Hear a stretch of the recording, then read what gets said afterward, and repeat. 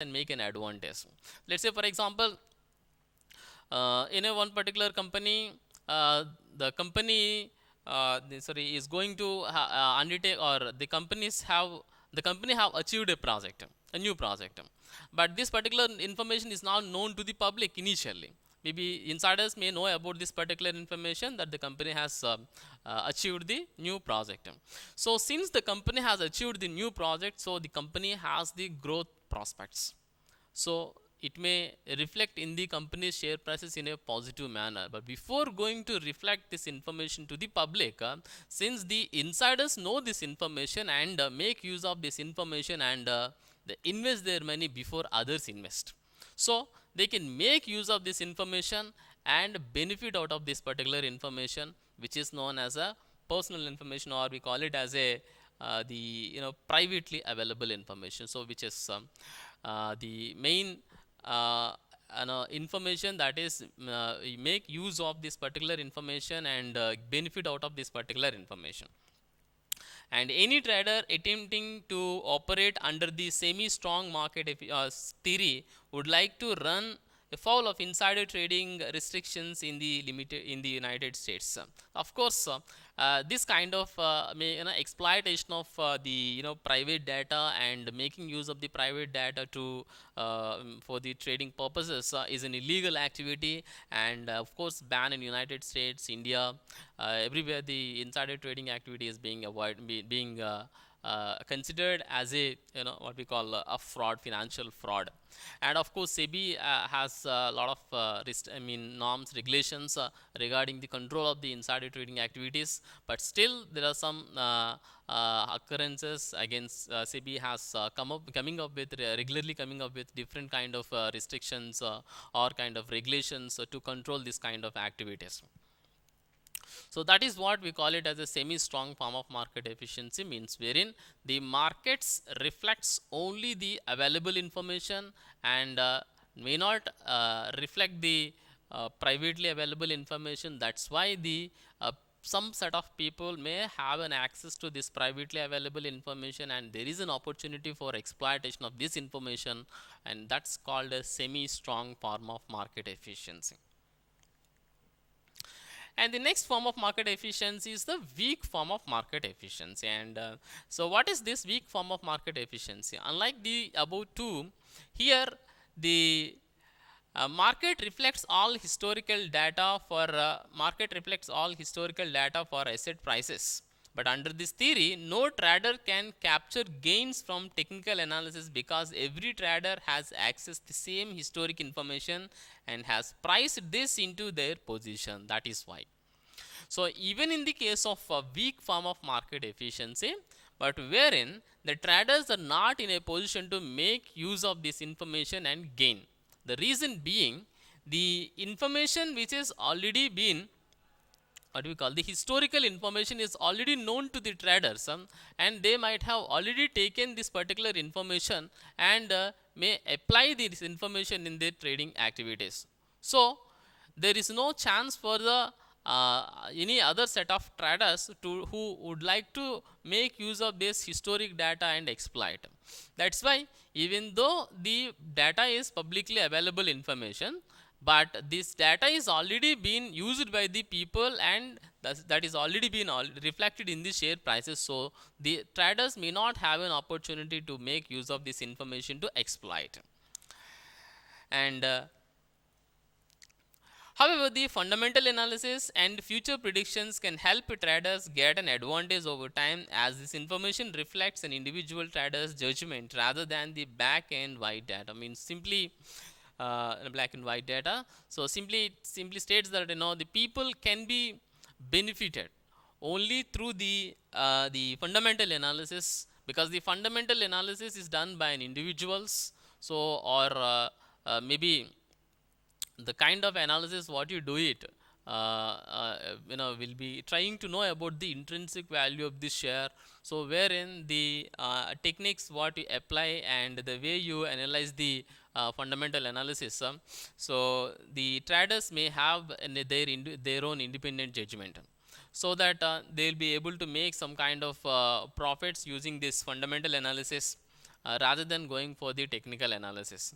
So the forms of market efficiency states that so the strong form of market efficiency where the information is already available for the public and that is already been reflected into the share prices. There is no opportunity for the traders to be exploited. And secondly, the semi strong form of market efficiency where is the some kind of information that is privately available, publicly available information is known to the all the investors and that is already been reflected in the share prices, but only the privately available information is not known to the all the traders, and some set of traders may know about it. So that's why there is an opportunity for making use of this information and can gain. But on the other hand, the weak form of market efficiency, even though the market information is known to all the people, but that is already been reflected in the share prices by making use of the past data. That's why there is no further opportunity for the traders to make use of this information and can gain. So even in the strong form, semi-strong form or a weak form of market efficiency, there is no opportunity for the traders for making use of the past data to benefit out of the future. So that is the reason why the forms of market efficiency by firma states that there is no opportunity for the traders by making use of past data to gain for the future. And that's what the three forms of market efficiency is. Now let's see the application of this particular theory. Now, how do we understand this theory and what can be done with this particular topic, that is three different forms of market efficiency?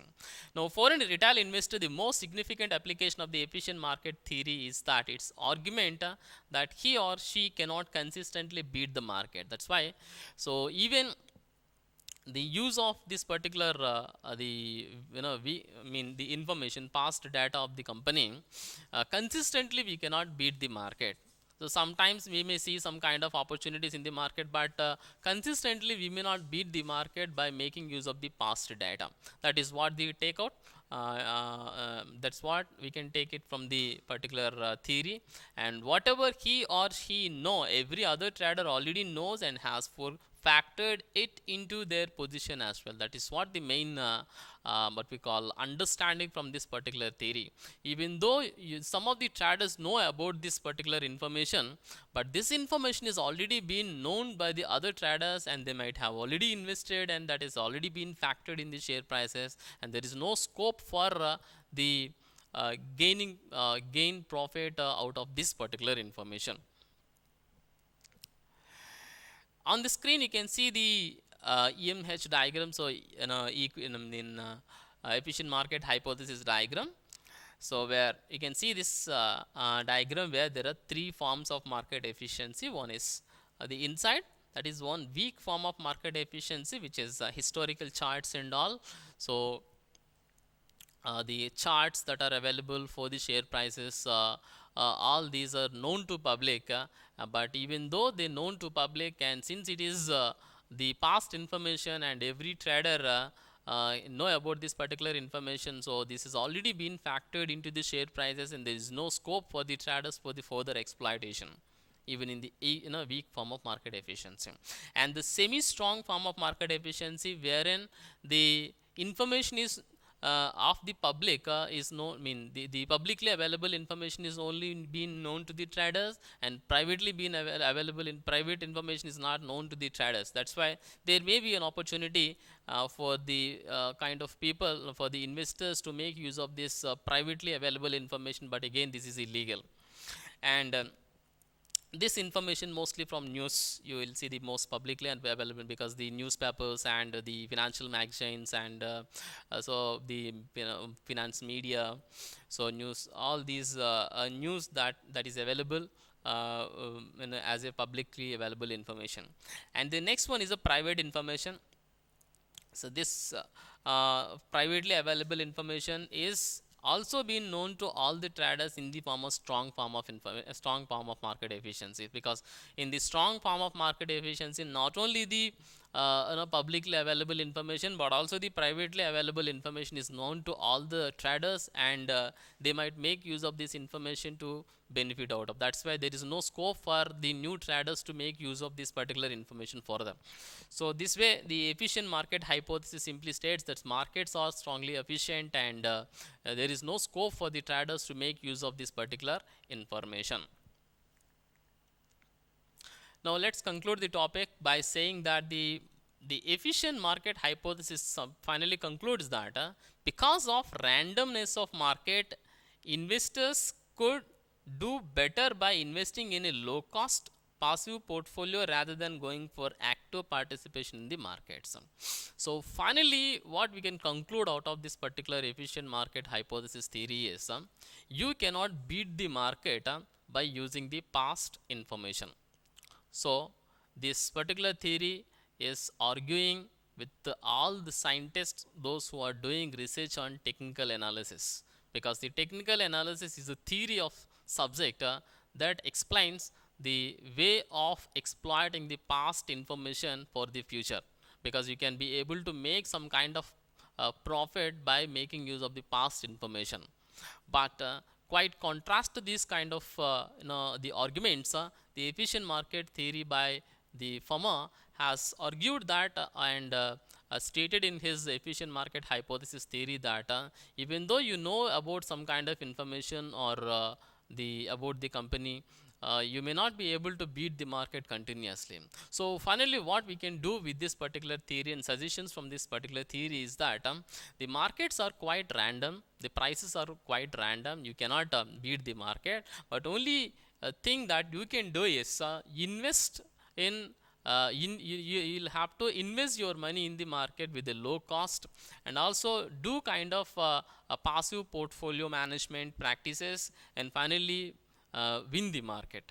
So means only through the investment you can gain the profit, but not through the trading or short term kind of activities you cannot gain the market, because the cost of the trading also will be increased, and you will not be able to make any kind of profit by doing so.